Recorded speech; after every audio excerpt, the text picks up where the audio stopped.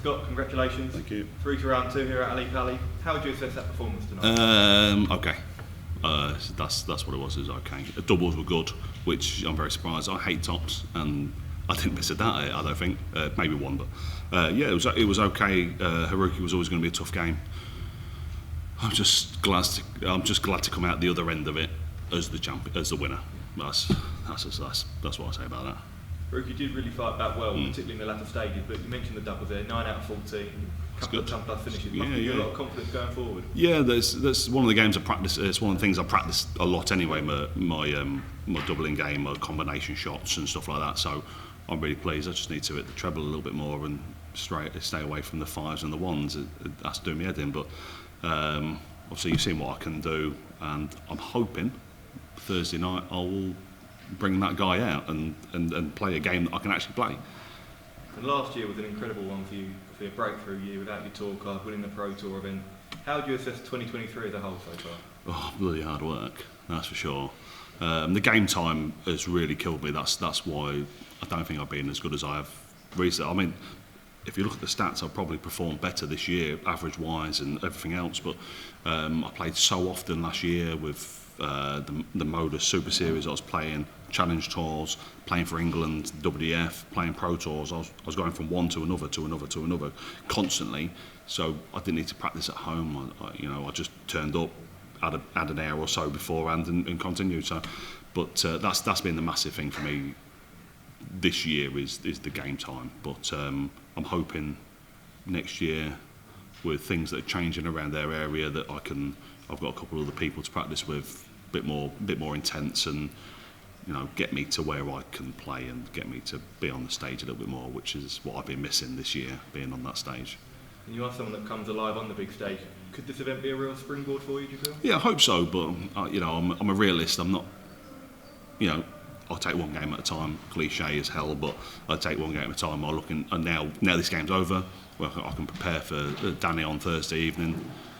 I'm just here to enjoy it, and I'm going to I'll watch most games as well as playing in the games I watch. So I love darts. I love sitting behind on my sofa with a cup of tea and biscuits or a beer or whatever, and I just love darts. But mate, being involved in the game is a different level, and I'm really pleased to be where I'm at the minute. And you mentioned Danny there, next round, world number 7. He's a quality player, but he hasn't got the best of records here at the World Championship. Is that a game you really fancy? Yeah, I mean, I didn't know that he's got a great record. I don't really look into it that far, but me and Danny have played 3 or 4 times. The 2 times definitely on the floor that I can remember. I had to pull my trousers down trousers up afterwards because he pulled them right down. But I beat him in Hungary a couple of months ago in the Budapest. So I've got that last one at him. He didn't play at the finals because obviously he had the baby, and congratulations to him for that. It's an absolute joy to have a child in the life. But yeah, it's just one of the things. I just go up on that stage and chuck darts really good, hopefully. Perfect. Cheers, Scott. Cheers, mate. Scott, brilliant. Congratulations. Thank you. The Maverick in you seems to have toned it down a bit this year. Last year we had the Yellow Brigade, and it seems to have disappeared this year. Is that a conscious thing? No. The trousers I had faded in the wash, so I couldn't wear them. I have bought another pair that's hopefully being delivered this week. The wife's coming back up on Wednesday or Thursday, so I'm hoping they're delivered before then, and I will probably wear them, wear the trousers, and maybe the shoes as well. I might even bring the shoes out because I wore them in exhibition the other week, and I'm really happy with them, so I might even bring them out. I don't know. I don't care. I just want to enjoy myself up there. We saw the big celebrations. We saw you being you and expressing yourself up there. Is that where you feel happiest on that stage? Oh, absolutely. I love to know that people are watching. People are watching me, seeing me. I like to be out there. I'm a bit of a character, and yourself and other people that have met me know that I'm, not all there. I'm not going to swear. I can't afford to swear, right? So I'm not going to swear and pay any fines, but hopefully anyway. But yeah, that's where I enjoy being up on the stage. I enjoy people, 3, 6, 8 feet away from me, behind me, people shouting me, "Come on, Scott, do this. I've got you in this bet," and I'm like, "No, it's not going to happen, my friend." But anyway, and yeah, I love just being involved and just being the centre of attention. Didn't have it growing up. I'm the oldest child, so So I don't get it. Last year we saw you posting some astronomical averages all over the place, and people were saying that you were dark horse to win these TV titles. This year, not quite the same. Is that high level game still there? Because we haven't seen it as much this year. Yeah, I started. To be fair, I think the last, half a dozen Pro Tours, I started in a couple of the qualifications for the World Series, the Grand Slam. I started chucking in ton plus averages, and then I ended up losing. I'm going, I played Boris and averaged 107 and lost. What have I got to do to win the game? But the game's still there. It's just like I said to the other guy. It's all to do to game time, and my preparation at home. The practice is slightly different to what I would do usually because I didn't have to do this last year. So how do I practice? What do I practice? What do I do? It's just like I'm just still getting used to it. And even though I had the year last year, I've still got this year. I might even learn next year and hopefully the year after. So I might get there at some point, but we will see. Scott, many congratulations. Cheers, Phil. Scott, you talked about learning and you talked about practice partners and things like that. Yeah. What are you going to be implementing next year to put that right? Hopefully more practice, more intense practice with other people. I don't have the luxury of having anyone local to me in a nice driving distance or anything like that where I can just practice with someone and go, I just ring them up and go, oh, can I pop round yours, you want a fancy meeting here and stuff like that. Everyone that I know and everyone that is good enough around my area is an hour and a half away, and I don't have that because I'm still a full-time dad at home during the week, so hopefully things are happening that I won't say and discuss that are happening local to me that people are going to be around a bit more and I can see them more and practice a bit more intense than normal.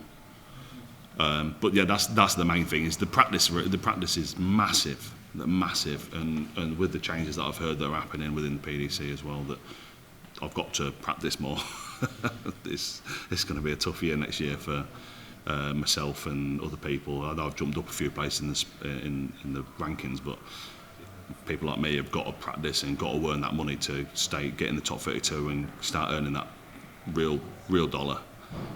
People often talk about characters in sport. You're a real character up on that stage. Thank you very much. You're very much yourself as well. Is that the beauty of it?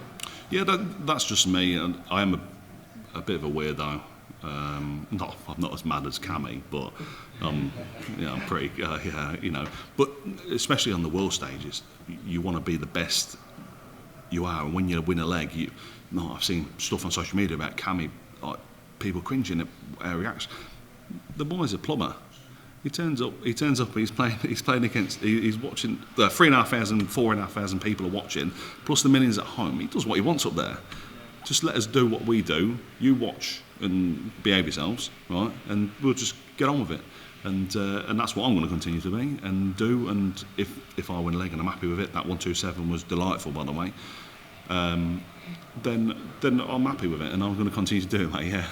One thing on the first leg, I think you went 2 treble 20s and then slipped away into the 5 with the no leg 180. I think some people would look at that as disrespectful. I didn't slip away. It actually ricocheted off the 5. It ricocheted off the other 2 barrels. Thank you very much. Yeah, but it's one of the things. Like people know who I am and they know what they're doing.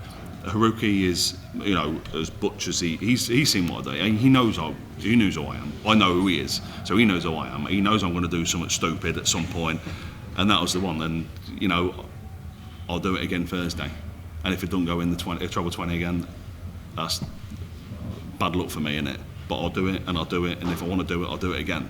It's as simple as that. And if people don't like it, then just turn your TV to Emmerdale or something. Brilliant. Cheers, Josh. Thank you. Scott, we've seen this crowd before really get behind people, but also get on people's backs. Do you think with you being the character that you are, you're having fun on stage with the no lock 180s and the colourful trousers, do you think that can help you and get the crowd on side and then really help you get that support? Yeah, maybe. They were chanting Haruki at one point, and I was not too happy about it, if I'm honest. But honestly, I'm not too bothered. Like, they can chant against me. I've played in front of 8,000 people playing Peter Wright in the European tour, and they're chanting Peter Wright, Peter Wright, Peter Wright, and I'm joining in. That's where I'm at, and that's how much I care about it, because I block them out and I just get on with what I'm doing up there. So that's the good thing about this game. If you can mentally block up everything out, it's easy for you. And how important is the mental side of the game? We know the ability that everybody has. Everybody can produce a tumble sandwich, but is the mental game really what separates the people up here from maybe the people Oh, below? massively, mate. Yeah, massively. I've been going through a thing at the minute where I don't think my throw's good, and you will watch it on the TV, you'll watch it on whatever camera you watch it, and to you guys it looks perfect, and the commentators will say it's perfect, and then for me there's something just isn't right, and it will drop below the treble 20 or drop below the treble what I'm going for. So then in my head my head's just gone and going, come on, let's fix this. Then I'm trying too hard, and then I'm too here there. But I've been chatting with Duzzer, and having a little chat with Duzzer here and there has been helping me out a little bit. Don't tell him, but up the mat, Edgar. Do you think that is somewhere the game can go in the future more and more, bringing on more dart coaching? You mentioned Glenn Dirt, Matt Edgar, and there's a few others now. Winmau has done a bit in the past, where we've not really seen it much in the past, but moving forward, especially with younger guys coming through, even guys like the JDC starting a lot younger, do you feel like that can have a real impact on the sport as a whole moving forward? Yeah, I think so, but I think personally, if you're going to be a coach, you need to have experienced the game at the highest level, or definitely something. Obviously, Glenn's three-time world champion, Premier League winner, etc., etc. He'll bore me with whatever he's won, but he can say what he can tell me what's right and what's wrong. And when he was on the Pro Tour last year, he was behind me watching me, going, "Yeah, very good. You don't need to change this. Don't need to change that." But dart coaches are going to be a thing for a lot of people at some point, but they need to make sure they pick the right one and pick the people that know what they're talking about, instead of people that think they watch the game and go, "Oh, I know the game, I can tell you what's happened." Never picked the dart up in their life, but they think they're the best at the best. But it'll be something that, just like a head coach and anything like that, you're going to need people. The youth lads are going to probably want to have a coach at some point. Scott, big Well, thank you very kindly.